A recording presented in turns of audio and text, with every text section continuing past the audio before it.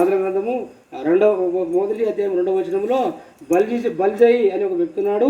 వాడు బరీల్సయి కాబట్టి వాడిని ఏం చేయాలో తెలుసా? నువ్వు భోజనానికి వచ్చిన ప్రతిసారి కూడా వానికి నువ్వు స్థలాన్ని ఇవ్వాలి. వాని పేరు బర్జిల్లయి అంటారు. ఏం పేరు? బర్జిల్లయి. 80 సంవత్సరాల వ్యక్తి. మేము అరణ్యంలో ఉన్నప్పుడు మాకు భోజనం పెట్టాడు, మమ్మల్ని చాలా సహాయం చేశాడు. కాబట్టి నేను చనిపోతున్నాను, సర్వలోకము వెళ్ళవలసిన మార్గాన్ని వెళుతున్నాను. అయితే నువ్వు రాజు అయిన తర్వాత నువ్వేం చేయాలంటే నీ భోజనపు బల్ల యొద్ద వారి పిల్లలకు వారికి కూడా స్థానం పక్కన కూర్చో. అంటే భోజనం ఎందుకు, విందు ఎందుకు, ఇదంతా ఎందుకంటే అక్కడ రాయబడింది యోహాను సువార్తలో వారు ఒక విందును చేసిరి అని రాయబడింది. ఎందుకని? అక్కడ 12 మంది శిష్యులు, యేసుక్రీస్తు వారు, మరియా మార్త కుటుంబీకులు, వారి బంధుమిత్రులు అందరూ ఉన్నారని రాయబడింది. ఇదన్నీ ఏం చేస్తామంటే ఈ లోకాన్ని విడిచిపెట్టి వెళ్ళిపోయిన తర్వాత మనమందరం కూడా కలుసుకుని ప్రభువును ఆరాధించి వారి ఆత్మశాంతి కొరకు, మన కుటుంబాల దీవెన కొరకు మనము ప్రార్థన చేద్దాం. మూడవది అక్కడే రాయబడింది చూడండి. యేసుక్రీస్తు వారి పాదములకు ఆమె చేసింది ఏం చేసిందంట? తన తల వెంట్రుకలతో తుడిచింది. కృతజ్ఞత కలిగిన వాడు తగ్గించుకుంటారు దేవుడు చేసిన కార్యాలు. ఎందుకంటే తెలిసిన ఏ లాజరు చనిపోయినప్పటికీ కూడా మళ్ళీ తిరిగి లేపావు కదా, ఆ కృతజ్ఞతతో తన తల వెంట్రుకలు గౌరవానికి, మర్యాదకు, ఘనతకు సాదృశ్యం. స్త్రీ తన తల వెంట్రుకలను ఒక వ్యక్తికి తుడుస్తుందంటే ఎంత తగ్గించుకుంటుందో చూడండి. పౌలు చెప్తాడు, మీ తల వెంట్రుకలు కనపడకుండా మీరు ముసుగు వేసుకోవాలి. అది ఘనతకు, అది శిరస్సుకు, అది దేవునికి సాదృశ్యము. ఎవరైనా ముసుగు వేసుకోకపోతే దేవునికి అవమానం అని చెప్తాడు. అలాంటి తల వెంట్రుకలతో ప్రభు యొక్క పాదాలు తుడుస్తుందంటే ఎంత కృతజ్ఞత కలిగి ఉందో చూడండి కదా. ఏ సమస్య లేకుండా, ఏ ఇబ్బంది లేకుండా, ఏమంటారు ఇబ్బందికరమైన వాతావరణం లేకుండా మీరు తీసుకుని వెళ్ళిపోయారు. మళ్ళీ ఏం చేశారు? మన తిరిగి నా తమ్ముడిని మీరు లేపారు. ఇప్పుడు మీ పక్కన వాడు భోజనానికి కూర్చున్నాడు.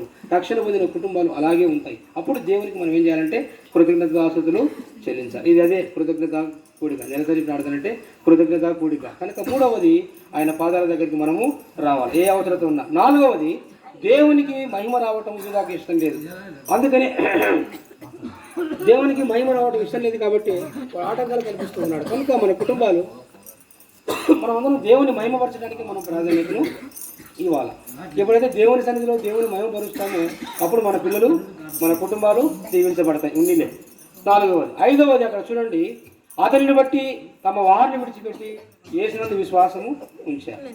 లాజరును బట్టి యేసుక్రీస్తుని వెంబడించారు. యూదులు యేసుక్రీస్తుని నమ్మరు, అయినా సరే ఆ వాతావరణాన్ని బట్టి, దేవుడిచ్చిన కార్యాన్ని బట్టి. కనుక రాత్రికాల సమయంలో ఐదవది మనం గుర్తుపెట్టుకోవాలా, యేసును మాత్రమే వెంబడించాలా, యేసును మాత్రమే మనము కనపరచాలా. కాబట్టి ఐదవది యేసును మహిమపరిచే జీవితాలు మనకు ఉండాలి. ఆరవది దేవుడు చేసిన గొప్ప కార్యం వల్ల, సూచక క్రియల వల్ల ఎందరో అక్కడికి వచ్చారు.